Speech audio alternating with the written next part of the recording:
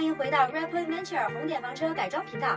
开春了，相信很多朋友改装房车的计划又提上日程了。但房车改装是一个大工程，对于第一次改装的朋友，一不小心就容易踩坑。本期视频总结了5点，希望能帮助到有房车改装计划和正在房车改装的朋友们少走弯路。第一点，就是在房车基础改装的布线环节，一定要预留出未来想要加装的外部照明的线路接口。房车的外部照明是在房车改装设计里最容易被忽略的地方，很多人也会发出疑问。我是否会用到外部照明？哪些外部照明是我最需要的？我们的第一辆自改房车 Clamper 最初设计的时候，就完全忽略掉了外部照明的问题。经过我们无数次的房车旅行体验，发现很多营地在夜晚提供的照明是有限的，因为我们最初没有预留线路。整车改装完成后，如果我们想要再加装外部照明，就会非常麻烦，基本上也是不可能的。在我们最初的设计中，我们没有考虑到安装电子后视镜的问题。当房车改装过半，布线结束，我们想要再加装一个电子后视镜，就不得不重新打开已经封装好的板子，重新布线安装这个后视镜了。因此，我们的建议是，如果你有加装遮阳棚的计划，那么同时安装遮阳棚照明灯是非常必要的。这样在从门上下车的时候，有灯光照明就会更安全。对于车顶架上的照明，我们建议，即使你现在没有安装顶架灯的计划，最好还是预留线路和接口，这样未来想要加装的时候可以直接装上。而且预留的接线口不仅仅是为了预留给照明，预留给未来加装信号加强器和 Starlink 也是很有必要的。第二点，你真的考虑好了卡座餐厅变成床的设计吗？在小小的 B 型房车里，既拥有宽敞的双人床，又拥有足够的餐厅卡座空间，是我们都梦寐以求的房车设计。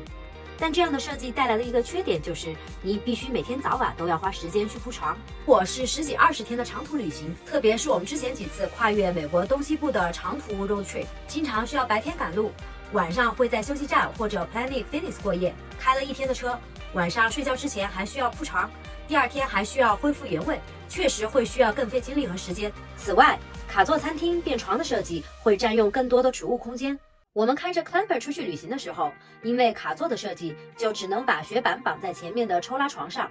如果是4个人一起旅行的话，户外设备就只能绑在车顶了。我们去年帮客户改装的一辆供4人出行的房车，在和客户详细沟通了解他们的旅行习惯和需求后，我们推荐他们在车尾安装固定的床，下面留足够的储物空间，并把餐厅放在了车中间的位置。虽然4人出行的时候，第2张床仍需要抽拉出来，但2人出行的时候就会少了很多麻烦，还能拥有宽敞的储物空间。因此，我们的建议是在房车改装设计阶段，认真思考自己出行的习惯、旅行方式，是否需要大的储物空间来存放户外设备，或者你不建议每天铺床和收纳，但更希望拥有宽敞的后置餐厅。第3点，房车改装轻灰水箱的大小和安排，究竟怎样才是最合理的呢？选择水箱大小和安排这个问题，根据个人情况而定。在选择之前，可以问问自己2个问题：第一，在房车旅行的时候用水量有多大？第二，房车会在冬天零下的情况下出行吗？房车的灰水来源主要有2个，一个是洗澡的灰水，一个是厨房的灰水。灰水箱的设置一般会在车底有一个大的灰水箱。如果房车需要在冬天0度以下环境使用，车外的灰水箱是无法使用的，所以必须要有一个在室内的灰水箱，并且车内的室内温度需要保持在0度以上。我们的第一辆房车在改装的时候设计的是洗澡的灰水直接排入车底的灰水箱，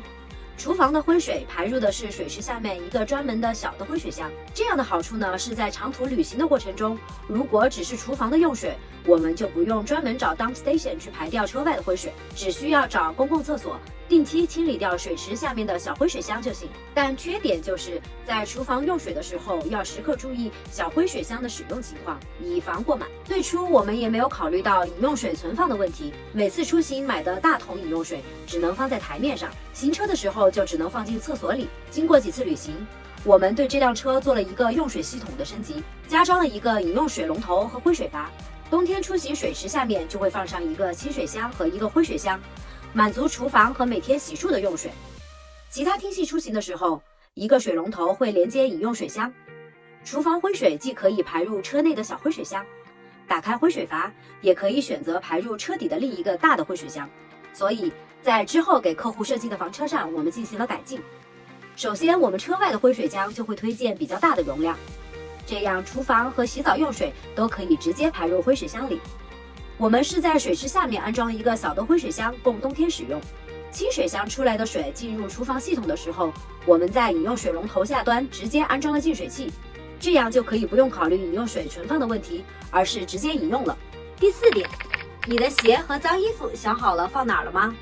这是在房车最初设计阶段很容易被忽略掉的问题。在第一辆房车设计的时候，我们完全没有考虑到多余的鞋子和换洗下来的脏衣服存放问题。每天换下来的脏衣服也只能放进洗衣袋，放在前面的沙发上，不仅占用空间，也影响美观。我们的建议是在最初设计的时候就考虑好专门的存放鞋子和脏衣服的储物空间。第5点，如果2个人以上的房车出行，额外的座位应该如何安排？我们的第一辆房车 Clamper 在改装的时候是把座位安排在了车尾，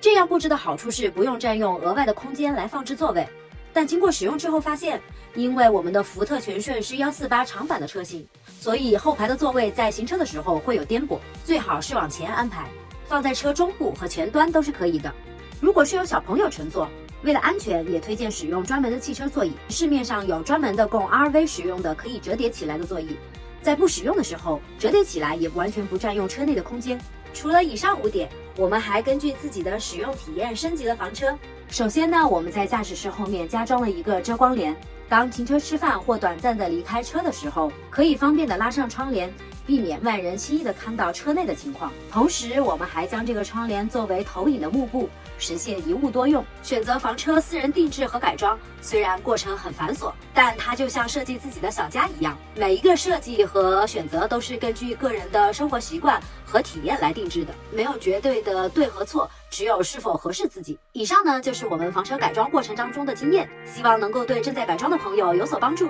也希望大家留言讨论，分享在房车改装过程当中遇到的问题。期待在下期视频和大家见面，拜拜。